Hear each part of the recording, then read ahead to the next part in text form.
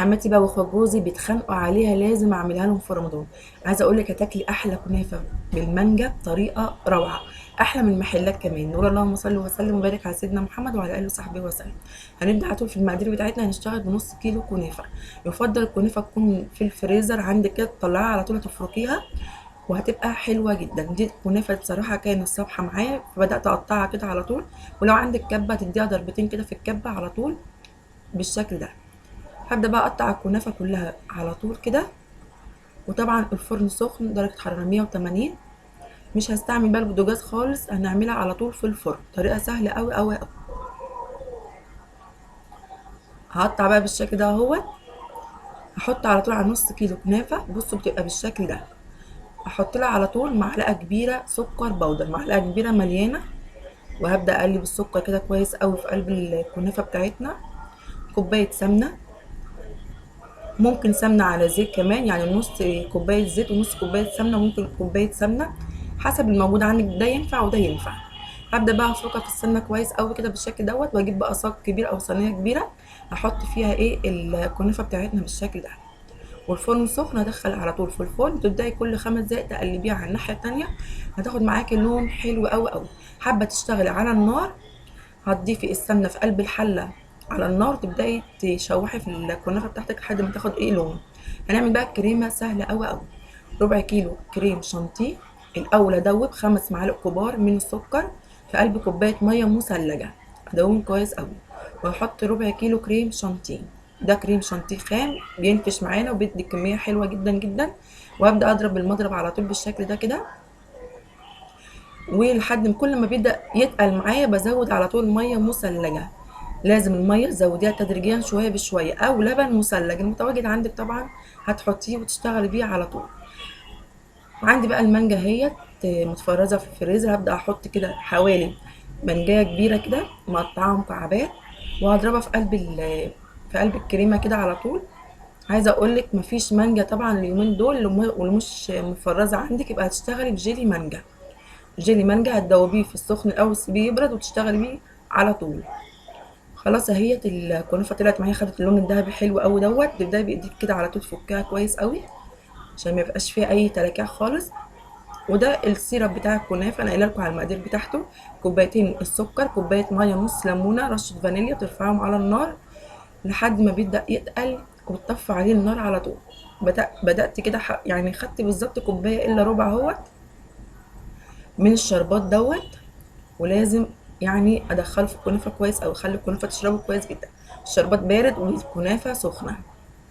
هنبدا بقى نشكل الصينيه بتاعتنا هي على طول، او لو عندك بولات او كاسات او كوبايات هتعمليها بنفس الطريقه. هتحطي ربع الكميه من تحت كده، ممكن تزيد شويه كمان، وبقيه الكميه هتبقى من فوق. بصوا بالشكل ده كده. انا رايح دماغي طبعا واعملها في صينيه على طول كده.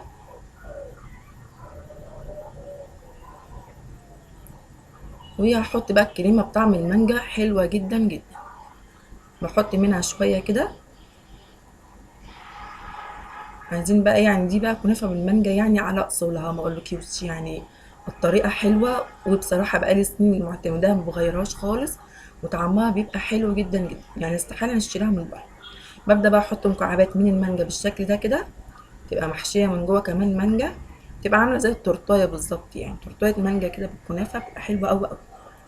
هبدأ احط بقية الكمية بتاعة الكنافة على الوش كده بالشكل دوت. وزي ما بقولك ما عندكيش المانجا، الجيل المانجا متوفر اليومين دول طبعا في السوبر ماركت، يعني على طول بيبقى متوفر. تقدري تجيبيه وتستعمليه برضو مكان المانجا. ابدا بقى احط الكريمه اللي معايا على طول كده كلها بالشكل ده. ودي اسهل طريقه للكنافه بالمانجا. عايزه اقول لك حاجه، طبعا لو حابه تشتغلي على النار تشوحي او تحمري الكنافه في السمنه على النار، بتاخد وقت شويه وبتديكيش اللون الحلو دوت بتاع الفرن. لكن في الفرن بتحطيها في الصاج زي بالشكل اللي انتوا شفتوه دوت، وكل 5 دقايق بتقلبي الناحيه التانيه، ما بتكملش ربع ساعه تلت ساعه تبص تلاقيها احمرت معاكي وبقت حلوه جدا جدا.